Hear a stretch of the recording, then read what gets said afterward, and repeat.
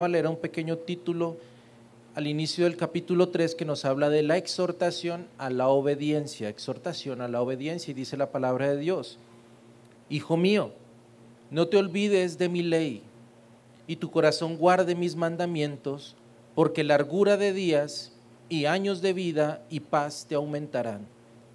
Nunca se aparte de ti la misericordia y la verdad.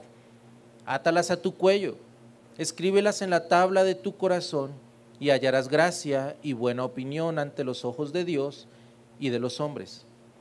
Fíate de Jehová de todo tu corazón y no te apoyes en tu propia prudencia. Reconócelo en todos tus caminos y Él enderezará tus veredas. No seas sabio en tu propia opinión. Teme a Jehová y apártate del mal, porque será medicina a tu cuerpo y refrigerio para tus huesos. Honra a Jehová con tus bienes y con las primicias de todos tus frutos, y serán llenos tus graneros con abundancia, y tus lagares rebosarán de mosto.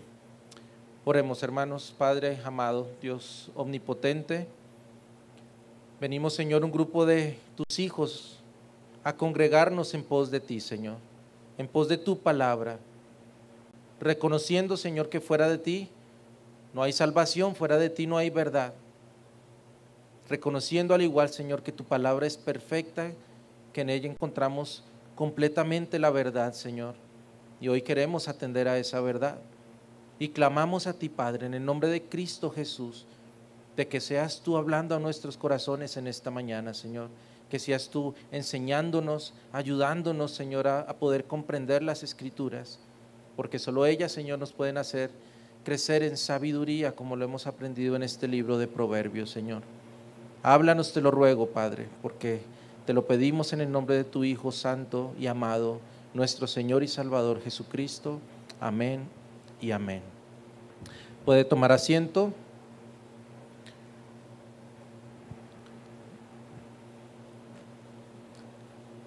Como lo mencioné, hermanos, vamos a continuar con nuestro estudio del libro de Proverbios. Hemos empezado a estudiar sistemáticamente esta carta en orden consecutivo, predicamos expositivamente esta carta.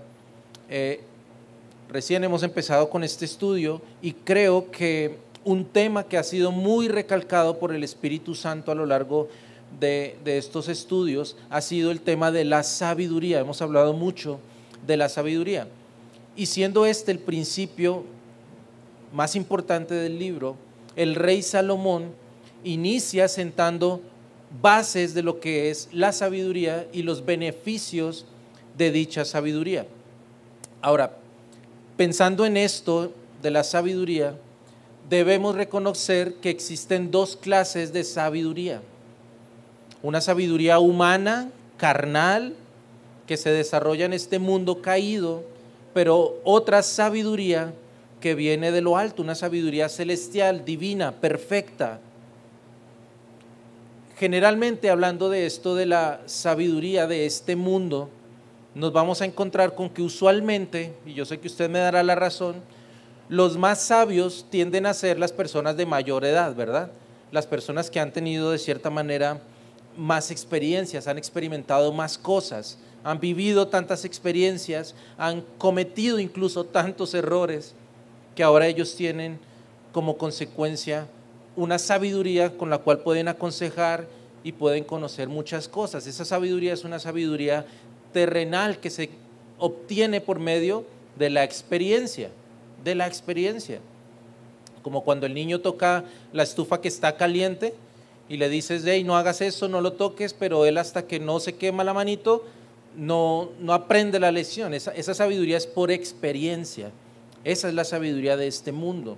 Sin embargo, hablando de la sabiduría divina, de la cual nos habla el libro de Proverbios, esta sabiduría no se basa necesariamente en la experiencia, se basa en la fe.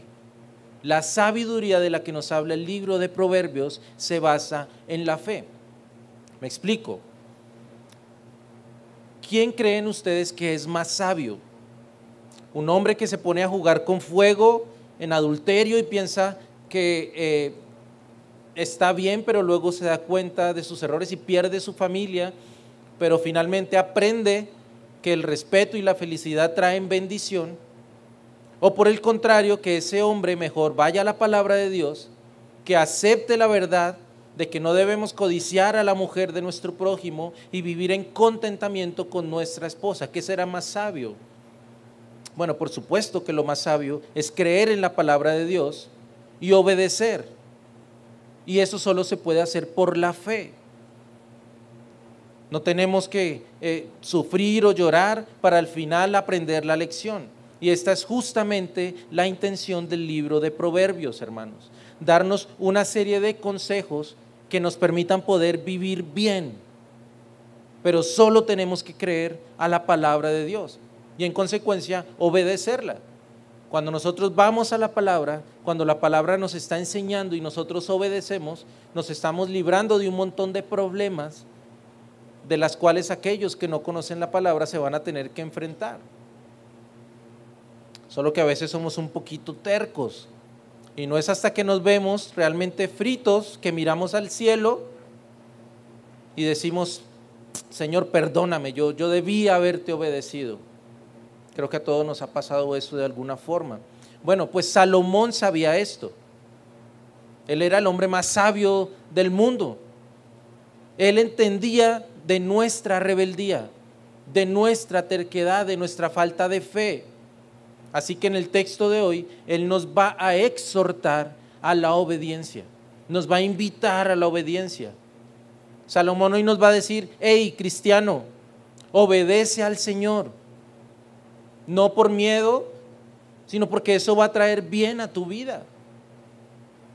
Así que él hoy nos va a mostrar 5 exhortaciones y acompañadas a esas exhortaciones nos va a mostrar 5 bendiciones que vendrán como consecuencia de esa obediencia.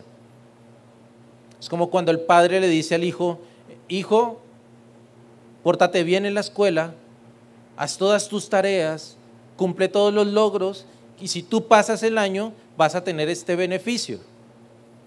Bueno, asimismo el Señor nos va a entregar 5 exhortaciones y adheridas a esas exhortaciones nos va a entregar sus respectivas bendiciones.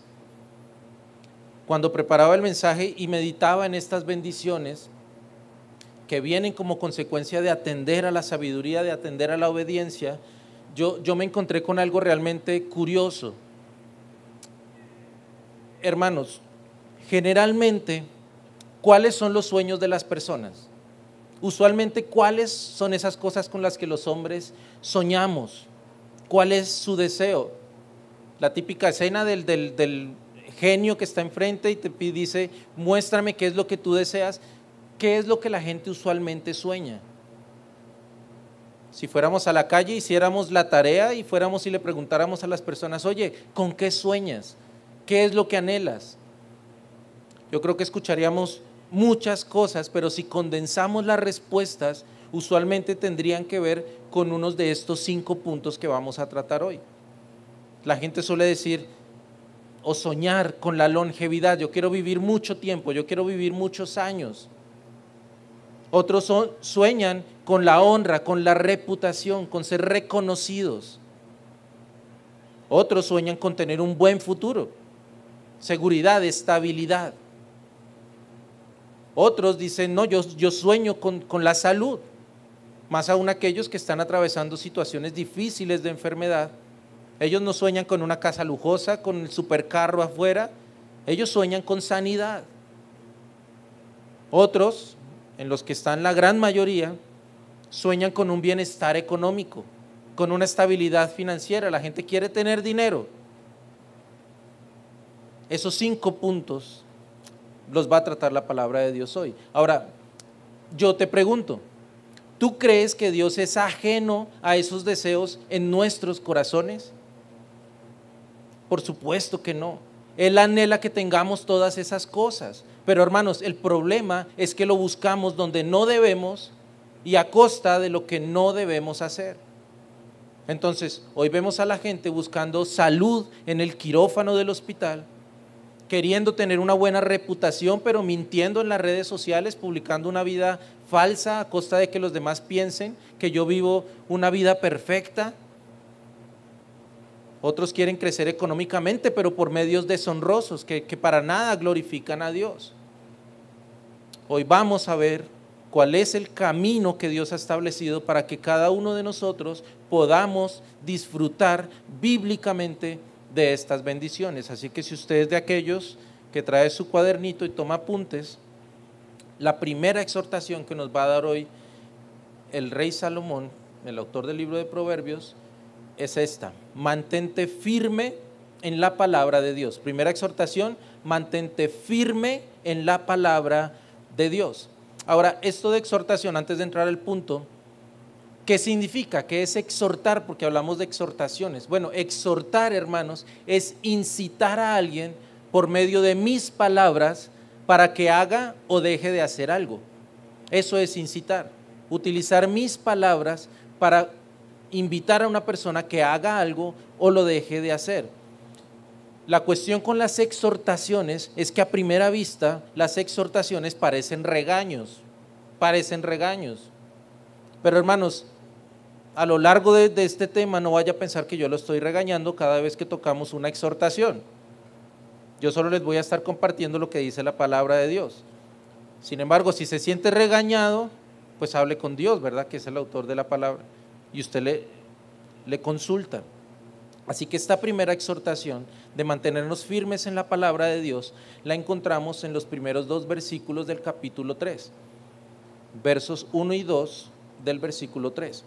Hijo mío, no te olvides de mi ley y tu corazón guarde mis mandamientos, porque largura de días y años de vida te aumentarán. La primera exhortación que nos trae el proverbista es a atesorar la palabra de Dios, a no dejar a un lado las santas escrituras, a mantener siempre dentro de nuestro corazón los dichos de Dios. Cual pirata después de haber hallado un tesoro que lo esconde y lo guarda, así, mis hermanos, cada uno de nosotros tenemos que guardarse esa palabra que nos ha sido entregada como si fuera un tesoro, guardarla allí en la cueva de nuestro corazón como lo más preciado que se nos ha confiado, sin olvidarnos de ella. Es el primer llamado que nos hace el proverbista: atesoremos la palabra de Dios. Creo que un ejemplo muy importante de esto lo encontramos en el Salmo 19. Allí se nos deja ver por el salmista a un corazón que atesora la palabra de Dios. Salmo 19, verso 7. Mira cómo piensa un corazón que atesora la palabra de Dios. Un corazón se expresa así: la ley de Jehová es perfecta, que convierte el alma. El testimonio de Jehová es fiel, que hace sabio al sencillo. Los mandamientos de Jehová son rectos, que alegran el corazón. El precepto de Jehová es puro, que alumbra los ojos. El temor de Jehová es limpio, que permanece para siempre. Los juicios de Jehová son verdad, todos justos. Deseables son más que el oro y más que mucho oro afinado, y dulces más que miel y que la que destila del panal. Esa es la forma en la que se expresa un corazón que atesora la palabra de Dios.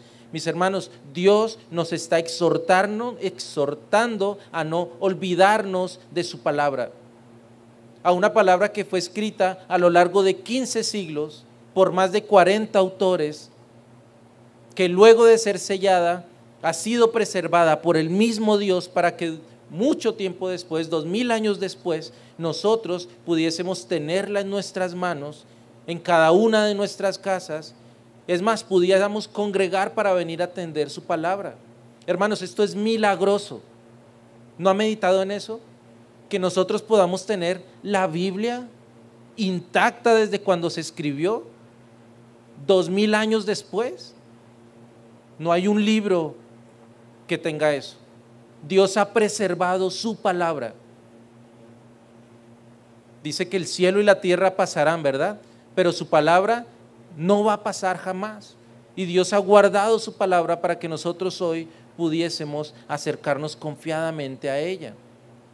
Esa es la palabra de Dios, la única que puede hacer sabio al sencillo. Una palabra que es inerrante, una palabra que es perfecta, una palabra que es suficiente, que ha sido emanada desde los mismos labios de Dios. para que cada uno de nosotros supiéramos cómo debíamos conducirnos en este mundo caído. Pero nos olvidamos de ella. Llegamos a casa después del servicio, dejamos la Biblia allí en la repisa y ya nos olvidamos de ella hasta el otro domingo que tenemos que volver a la iglesia. Atravesamos un problema, atravesamos una duda y acudimos a todo el mundo menos a ver qué dice Dios en su palabra. En pocas palabras, hacemos todo lo contrario a lo dicho por el proverbista cuando nos dice: hijo mío, no te olvides de mi ley. Hermanos, no nos olvidemos de la ley de Dios. Pero ¿por qué no debemos olvidarnos de la palabra? ¿Por qué el guardar sus mandamientos? ¿Por qué? Bueno, no olvidemos, como lo mencioné al principio, que detrás de cada exhortación Dios tiene guardada una bendición. Y en este caso mira el resultado de guardar la palabra de Dios, de no olvidarnos de ella. Verso 2, porque largura de días y años de vida y paz te aumentarán. Notas que detrás de cada exhortación que vamos a ver hoy, Dios tiene una bendición, Dios tiene un regalo, y el regalo en este caso es largura de días y años de vida y paz que serán aumentados. ¿Qué no es esto lo que anhelamos la mayoría de las personas? Llegar a una vejez y haber podido vivir y ver vivir a nuestros hijos, a nuestros seres amados, tener largos días sobre la tierra. Investigando al respecto mientras preparaba el mensaje, me llamó la atención, hablando de este tema de la longevidad, de vivir mucho tiempo, el caso del magnate Brian Johnson. Ese hombre tiene ahorita 49, 50 años, pero mira cómo es su rutina de vida. Comienza con un sueño que planificó cuidadosamente. Él se acuesta a las 8:30 de la noche todos los días y se despierta alrededor de las 5 de la mañana, porque él dice que dormir es muy importante para el cuerpo. Al levantarse expone sus ojos a una luz de 10,000 lúmenes durante varios minutos, se aplica un suero capilar, medita durante algunas horas, consume batidos cargados de nutrientes que tienen proteínas, colágeno, aceite de oliva, entrena todos los días durante 90 minutos. Y aunque no lo crea, lo más alarmante o lo que más llama la atención es que este hombre, con tal de poder vivir mucho tiempo, extrae la sangre de su hijo de 19 años y se la inyecta. O sea, mire cómo está el mundo. Este hombre está luchando contra el tiempo. Este hombre anhela llegar a vivir mucho tiempo y está haciendo muchísimas cosas que nos parecen realmente escalofriantes, para tratar de vivir más. Esta, hermanos, es la sabiduría del mundo. Olvidando por completo la palabra de Dios, sin reconocer que el dueño de la vida es Él. Él es el dueño de la vida, tratando en sus fuerzas de mantener y lograr algo que solo Dios nos puede dar. Porque, hermanos, Él es el dueño de la vida. Él decide cuándo nacemos, Él decide cuándo morimos, pero el mundo ignora estas cosas. Y hoy la palabra nos dice que si nos mantenemos anclados a la palabra de Dios, que si obedecemos, que si la atesoramos, no solo Dios nos va a dar largos días, nos va a dar algo que Brian Johnson no tiene: paz. Paz. Verso 2, porque largura de días y años de vida y paz te aumentarán. Hermanos, este hombre no tiene paz. No tiene paz. Tiene mucho dinero, pero paz no tiene. Él sufre cada día con el paso del tiempo. Él lucha cada día porque su cuerpo resista lo más posible. Pero, hermano, solo la palabra de Dios nos revela a Cristo. Y solo en Cristo podemos tener una paz que sobrepasa todo entendimiento. Sé que alguno podrá pensar, bueno, pero eso quiere decir que ningún creyente verdadero que obedece y busca de Dios va a morirse joven, ¿verdad? Pero sabemos que no es así. Muchos creyentes mueren muy jóvenes. Pero, hermanos, no nos habla el texto solamente o específicamente de vivir 100 años, sino de plenitud de vida. De que si voy a vivir 50 años, voy a vivir 50 años en plenitud en Cristo.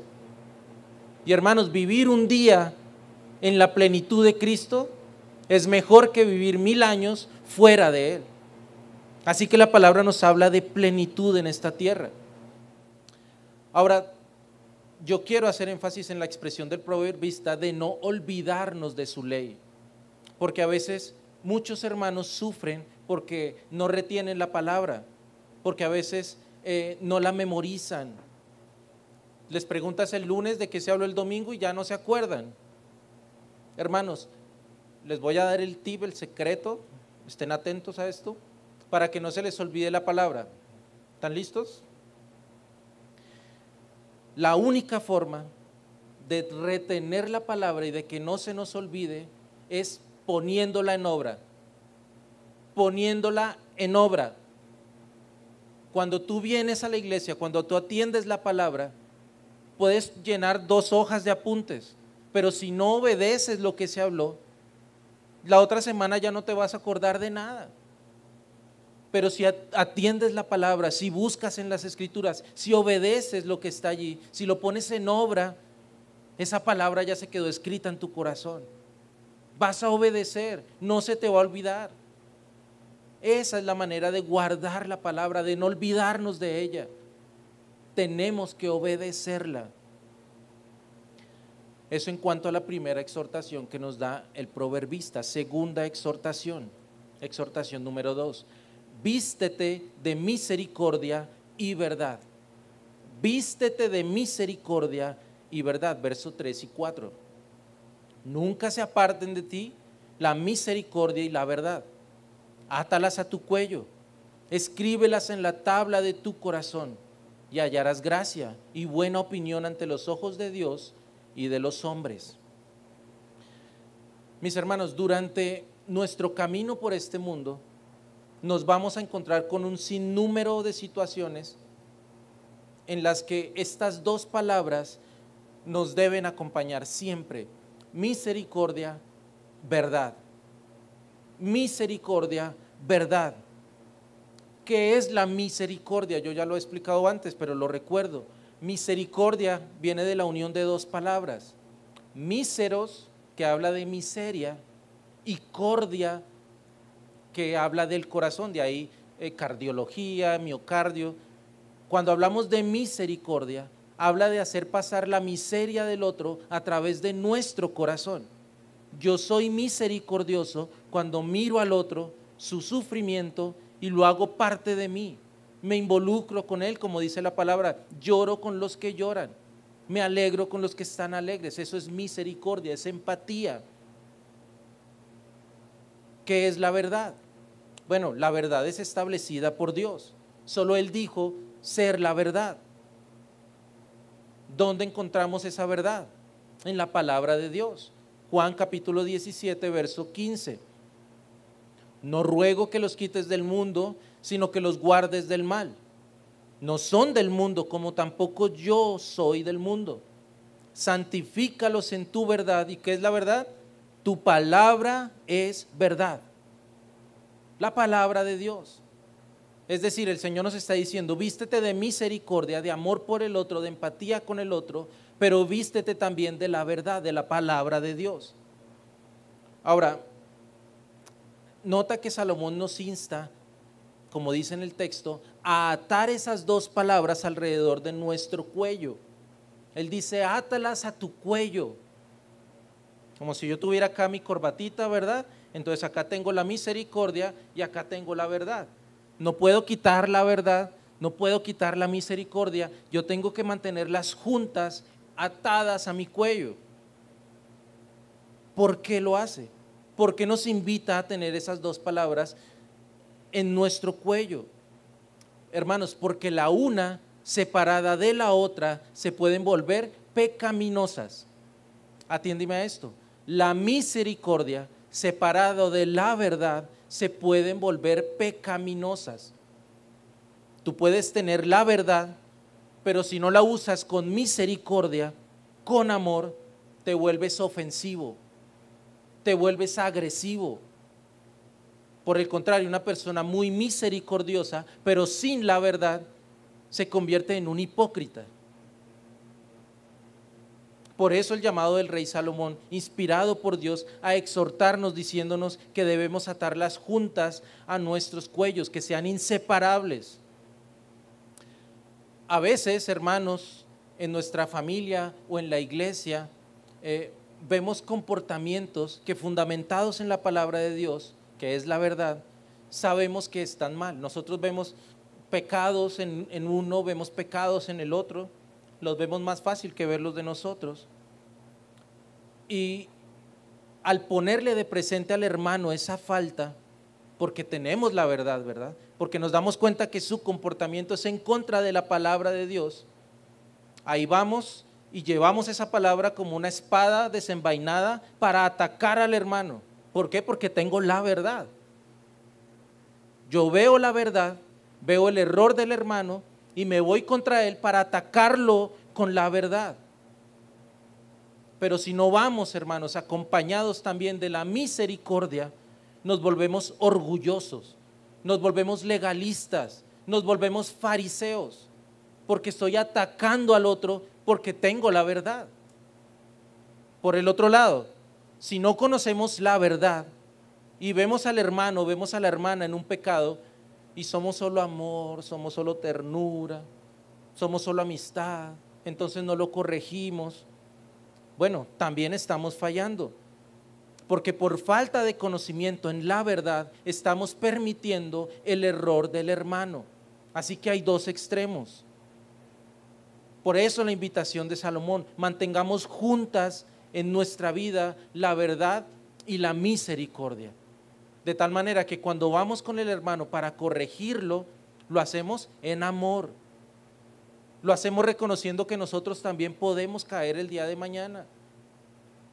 Amor, que es la verdad, y misericordia. ¿Cuál es el resultado? ¿Cuál es el resultado de yo mantener mi vida anclada a estas dos palabras? Dice el verso 4: y hallarás gracia y buena opinión ante los ojos de Dios y de los hombres. Hoy en día muchos dicen que como cristianos no debemos procurar por ser reconocidos y famosos y llamar la atención, y de cierta manera es verdad, pero la Biblia también nos llama a dar buen testimonio, a dar buen testimonio. Y si nos insta esto, es porque la imagen del creyente es importante, no para ser famosos, no para ser aclamados o vanagloriosos, sino porque el cristiano representa al Dios que es 3 veces santo.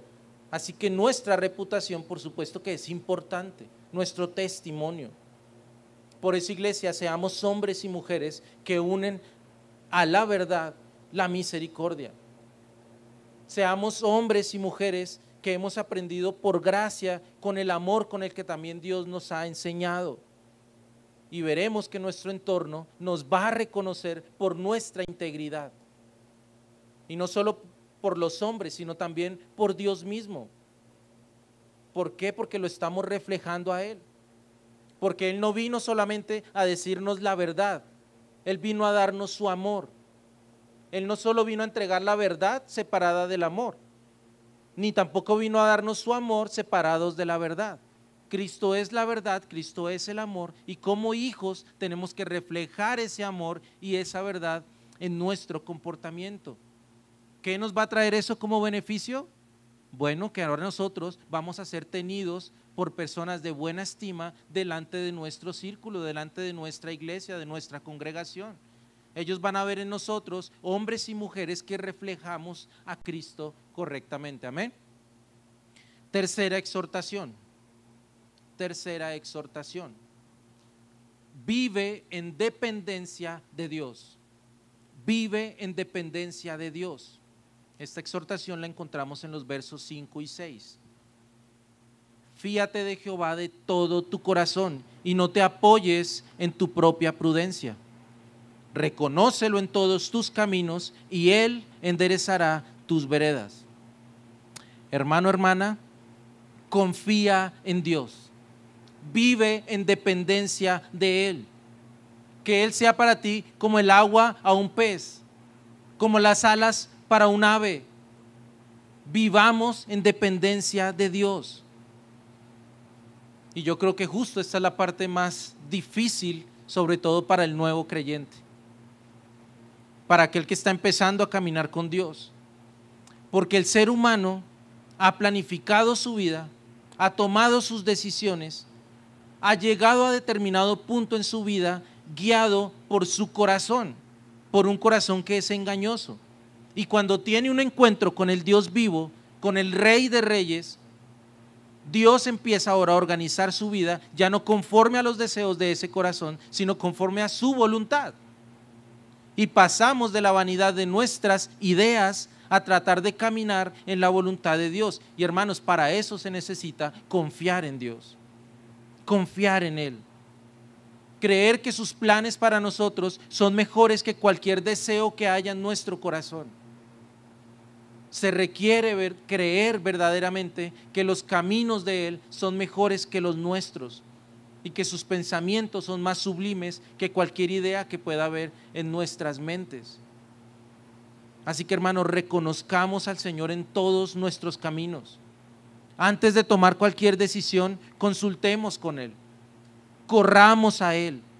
Ante toda duda, ante toda incertidumbre, corramos a Él. Confiemos en su palabra. ¿Cuál es el resultado?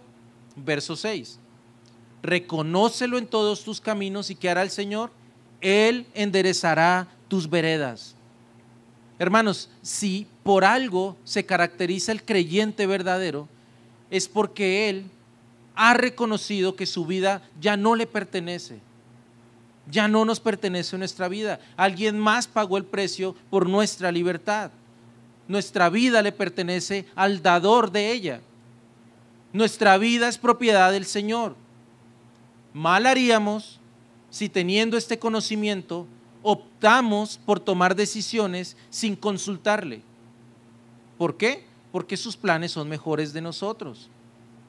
Dice Proverbios, el mismo libro de Proverbios, en el verso 14, verso 12: hay camino que al hombre le parece derecho, pero su fin es camino de muerte. Entonces, ¿cómo sé cuál camino seguir? ¿O cómo corrijo el camino después de haber errado en mis decisiones? Bueno, confiando en Dios, obedeciendo su palabra. Así me duela, así yo no lo entienda, pero cuando yo obedezco al Señor, Él se va a encargar de enderezar mi camino.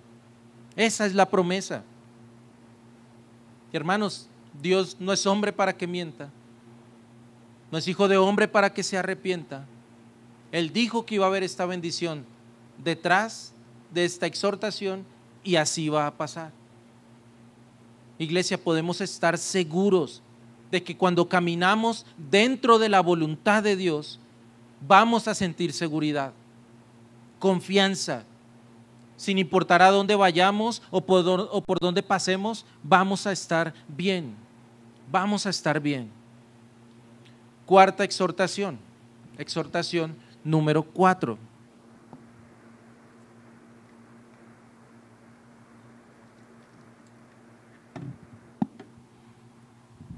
Exhortación 4, conserva el temor de Dios. Conserva el temor de Dios, versos 7 y 8. No seas sabio en tu propia opinión. Teme a Jehová y apártate del mal, porque será medicina a tu cuerpo y refrigerio para tus huesos. Hermanos, conservemos el temor a Dios. ¿Qué es el temor a Dios? Ya el pastor nos habló un poquito de eso. Bueno, es ese profundo sentimiento que nos lleva a pensar que nuestra vida se está desarrollando delante de los ojos de Dios. Ese es el temor de Dios.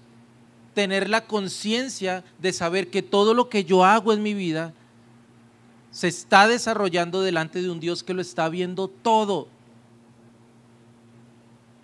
Este sentimiento no existe en el impío, en la persona que no es creyente.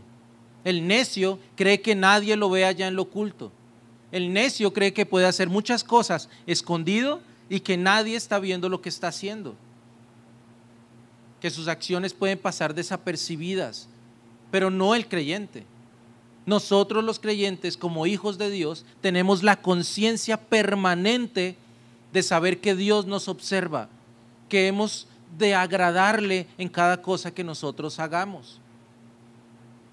A veces nuestra escasa, limitada inteligencia se quiere rebelar contra el Dios omnisciente que todo lo sabe y pensamos que nuestros planes son mejores que los que Dios nos ha entregado. Y no es así, hermanos. Entonces la palabra nos dice que no nos unamos en yugo desigual con los incrédulos, pero ahí estamos queriendo tomar como esposa a una mujer que ni siquiera cree en Dios. Luego las cosas salen mal y pedimos explicación al Señor, pero bastaba con solo obedecer a su palabra. Eso hace parte del temor de Dios, obedecerle. Hermana, si Dios le está diciendo que no se una en yugo desigual con los incrédulos, aléjese del impío con el que está saliendo ahorita. Usted no lo va a convertir. Obedezca a Dios y busque un hombre temeroso de Dios. Porque luego llega la hermana con el ojo así de grandote y no entiende por qué. ¿Por qué me pasa esto? Hermana, porque usted no obedece a la palabra.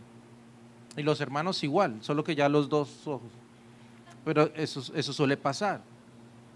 La palabra de Dios nos dice que por nada estemos afanosos, sino que nuestras peticiones sean conocidas por Dios, que sean puestas delante de Él en oración y súplica. Pero allí estamos nosotros corriendo al psicólogo, al terapeuta, a algunas personas que creemos que nos pueden ayudar, pero eso solo nos causa estrés, solo nos causa dolor, cuando bastaba solamente ir delante de Dios y poner en Él nuestras cargas y descansar en Él. Y como dice la palabra, estad quietos y conocer que yo soy Dios.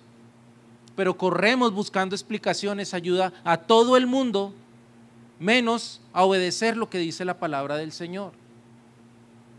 Eso es el temor a Dios. Eso es el temor a Dios. Por eso nos dice la palabra que no seamos sabios en nuestra propia opinión, que obedezcamos al Señor. ¿Por qué? ¿Cuál es el beneficio de esto? ¿Cuál es el resultado? Verso 8. Porque será medicina a tu cuerpo y refrigerio para tus huesos. ¿Oíste esto? Salud, medicina, refrigerio. Esos son los resultados de vivir en el temor de Jehová, en su sabiduría, alejándome de la maldad. Y por supuesto que es así, hermanos. ¿Sabes cuál es la principal causa de enfermedades de transmisión sexual? La poligamia. La poligamia, el desorden en la intimidad. Pero la palabra dice, Génesis 2:24, por tanto dejará el hombre a su padre, a su madre, y se unirá a su mujer, y los dos serán una sola carne. Hermanos, si yo obedezco este mandamiento, si yo soy fiel a una sola mujer, si yo soy fiel a un solo hombre, ¿yo por qué me tengo que preocupar de ese tipo de enfermedades? Voy a tener un cuerpo sano en esa área porque yo estoy obedeciendo a Dios, ¿verdad? ¿Sabes cuál es la enfermedad del siglo XXI? El estrés. Se dice de hecho que el estrés es el inicio de otras cientos de enfermedades más. Pero la palabra nos dice, Salmo 55:22, echa sobre Jehová tu carga y Él te sustentará, no dejará para siempre caído al justo.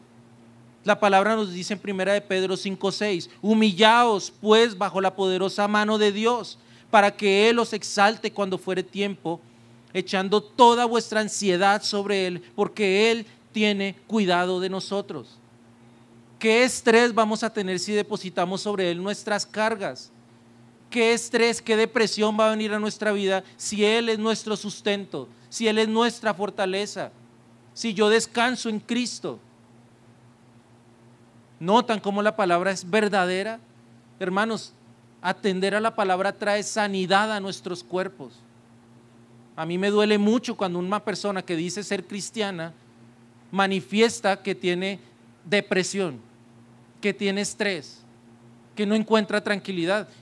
Y a mí me parece extraño, yo inclusive, y sé que esto puede ser controversial, pero yo hasta dudo del cristianismo de esa persona.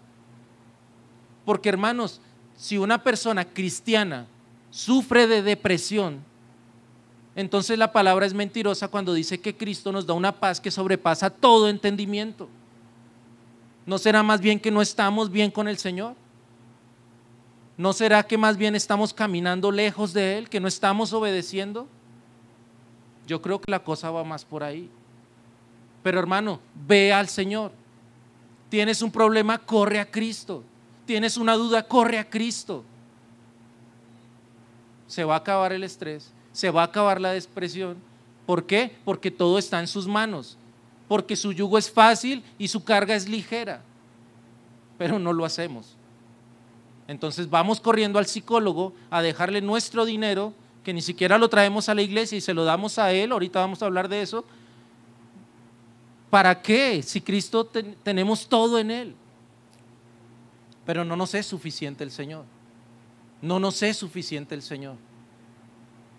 Y el llamado de hoy que nos está haciendo es a mantenernos firmes en Él, a atender a su palabra, a no considerarnos sabios en nuestra propia opinión, sino a confiar en Él. Y eso va a traer sanidad, va a traer paz, va a traer medicina a nuestros cuerpos, va a ser refrigerio a nuestras almas. ¿Qué pasa si creemos en esta palabra, si dejamos de creer que todo lo podemos controlar nosotros y nos sometemos a Dios? Él promete ser refrigerio, Él promete ser medicina a nuestro cuerpo. Uno de los puritanos dijo que el temor de Dios es salud para el hombre interior, pero salud también para el hombre exterior. Quinta exhortación. Honra a Jehová con tus bienes. Quinta exhortación, honra a Jehová con tus bienes.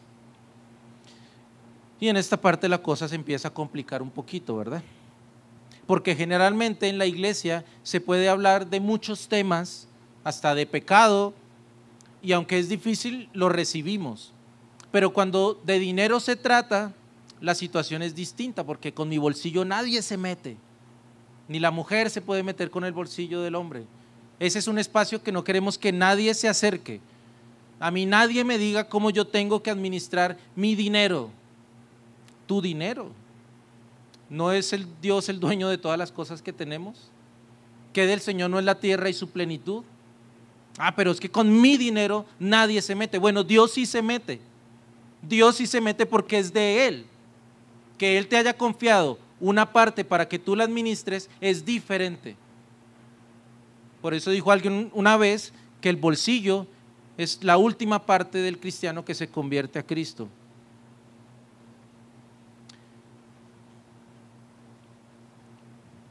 Y sé que de cierta manera en nuestros tiempos, hermanos, tanta falsa doctrina, tantos escándalos han generado en los creyentes aún más el estar prevenidos en cuanto a estos temas.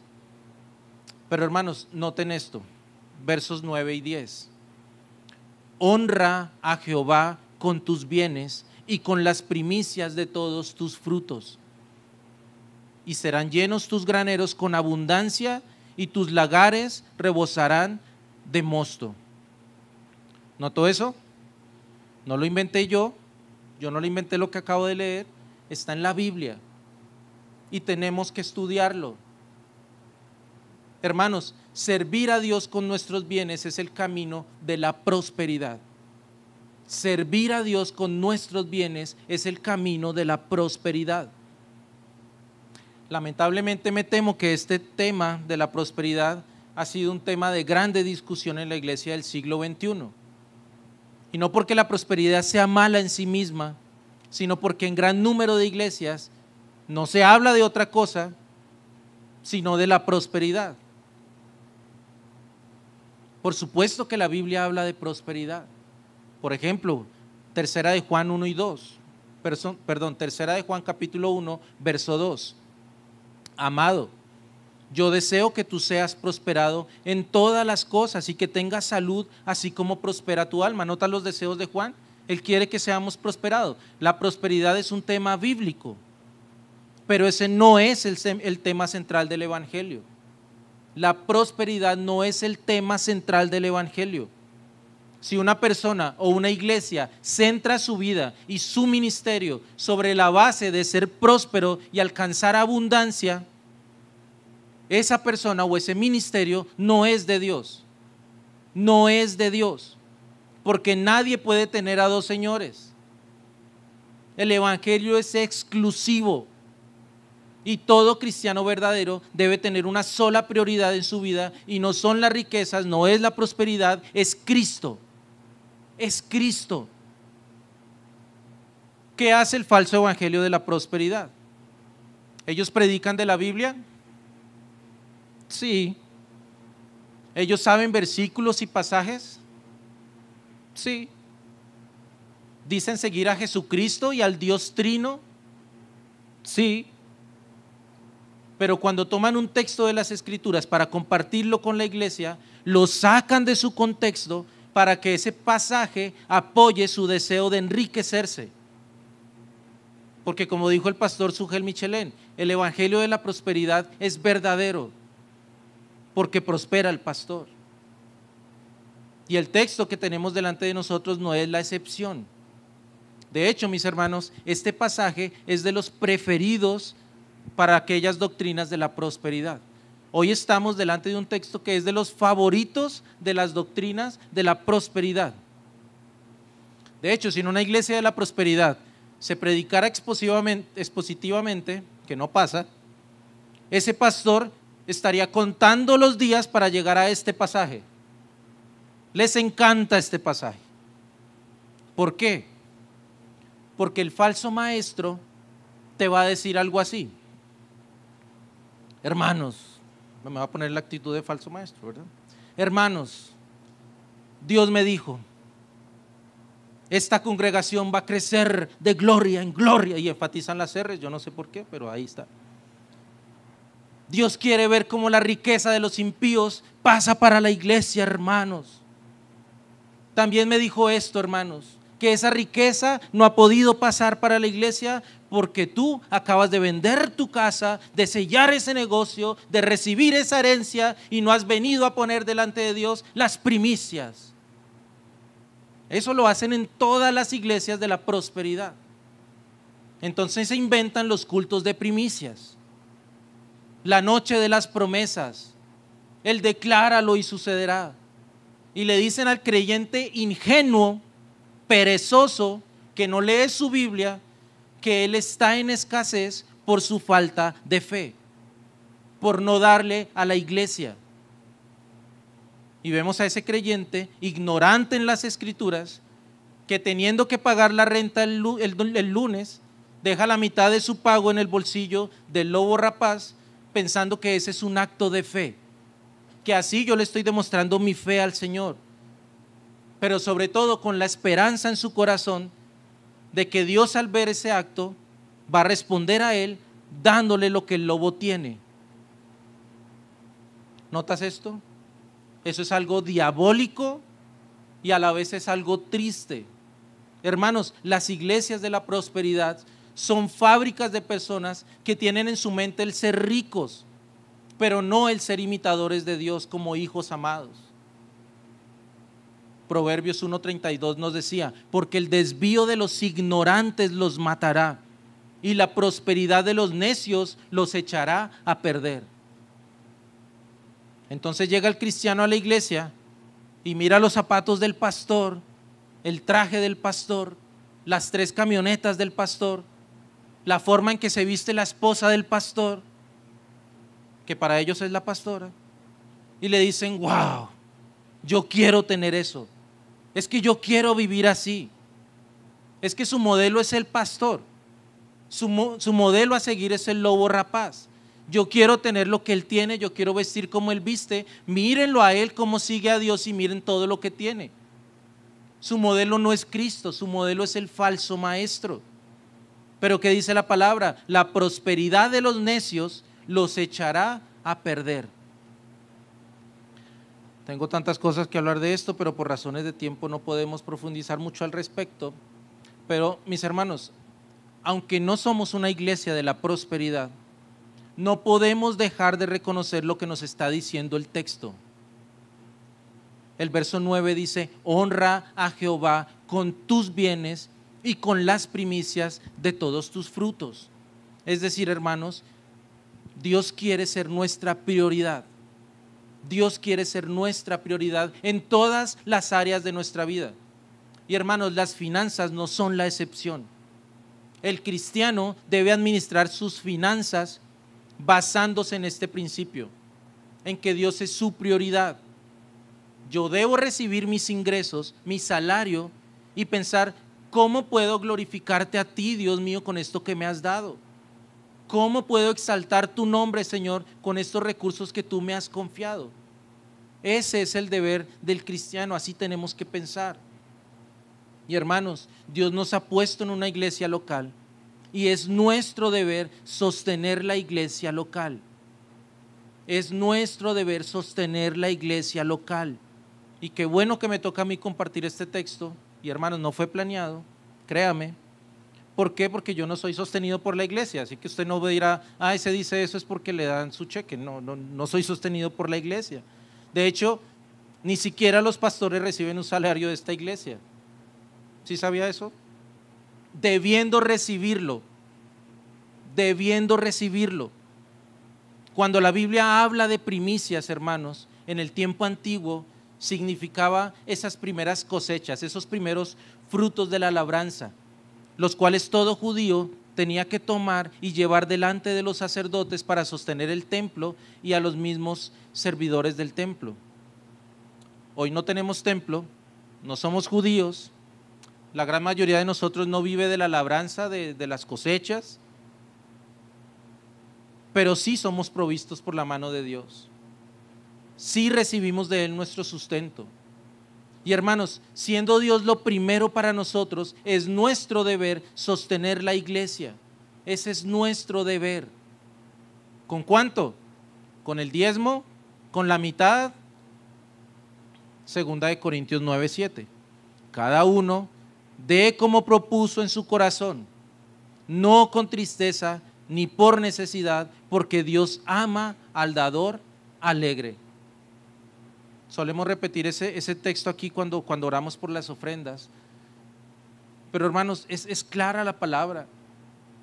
Desde que nació la iglesia ya no hay un monto establecido como para los judíos de que tenemos que dar tanto porcentaje. Ahora nuestro entendimiento nos ha permitido comprender por la gracia de Dios que todo lo que tenemos le pertenece a Dios. Todo. Y ahora yo, de eso que Dios me ha dado, con alegría, con gozo en mi corazón, yo aparto X cantidad para Él. Con alegría. No por tristeza, no con tristeza, no por necesidad, sino con gozo. Con gozo. ¿Cuál es el resultado de hacer esto? ¿Cuál es la bendición de hacer esto? Verso 10. Y serán llenos tus graneros con abundancia y tus lagares rebosarán de mosto. Acá el texto no está diciendo que vas a ser millonario, que tendrás el último de los Ferraris. Dice que tus graneros estarán llenos, es decir, que tu alacena tendrá lo suficiente. No tendrás que pedir prestado. En tu casa siempre habrá lo que se necesita. A veces pensamos que la palabra prosperidad significa millones, ¿verdad? Pero hermanos, la palabra prosperidad en su original hace referencia a tener lo necesario para el camino. Es decir, cuando enviaban a una persona de una ciudad a otra, se le enviaba lo necesario para que él pudiese llegar a su lugar de destino. Eso es la palabra prosperidad. Y hermanos, nosotros estamos en un camino al cielo. Y el Señor promete que si tú te preocupas por tu iglesia local, si tú sostienes, si tú das a Dios con alegría, Él te va a dar lo que necesitas para que terminando este camino no hayas tenido necesidad de nada. Esa es la promesa de Dios. No es darte mansiones ni cosas lujosas, es darte lo que tú necesitas para acabar bien tu camino. Y nosotros estamos caminando por esta senda de la vida. El Señor nos promete que si lo ponemos como lo primero, que si lo honramos con nuestras finanzas, Él se encargará de que durante este recorrido de nuestra vida nosotros tengamos todo lo que necesitamos. ¿Mucho? ¿Poco? Hermanos, lo que necesitamos. Lo que necesitamos. Si Dios decide darme mucho, gloria a Dios. Si Dios nos da lo justo, gloria a su nombre. Como decía el apóstol Pablo, sé vivir humildemente y sé tener abundancia. Con todo yo estoy agradecido con Dios. Vamos a terminar leyendo el Salmo 37. Póngase sobre sus pies, vaya a su Biblia, ahí en el Salmo capítulo 37, verso 24.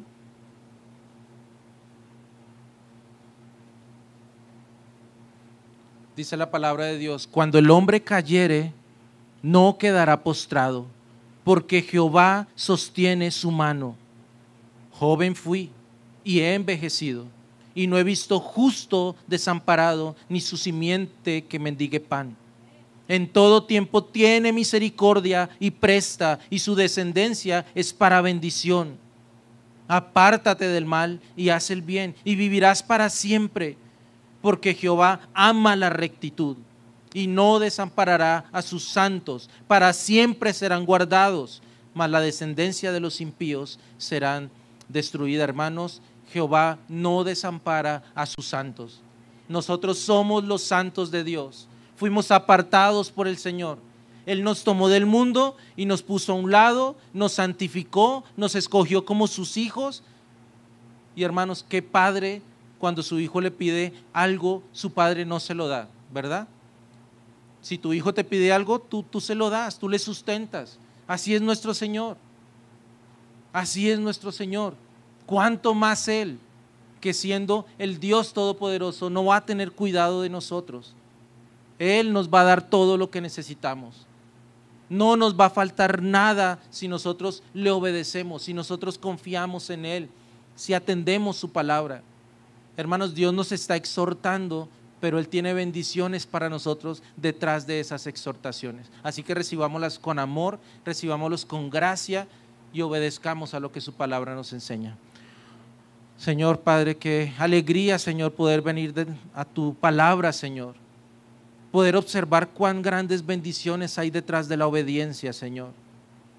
Cuánta alegría se despierta en nuestros corazones al ver que tú eres un Padre que sustenta, que nos das sanidad, Señor, que nos cuidas, que nos sustentas, Señor. Gracias porque tú eres el único que puede traer verdadero refrigerio a nuestra alma, a nuestro cuerpo.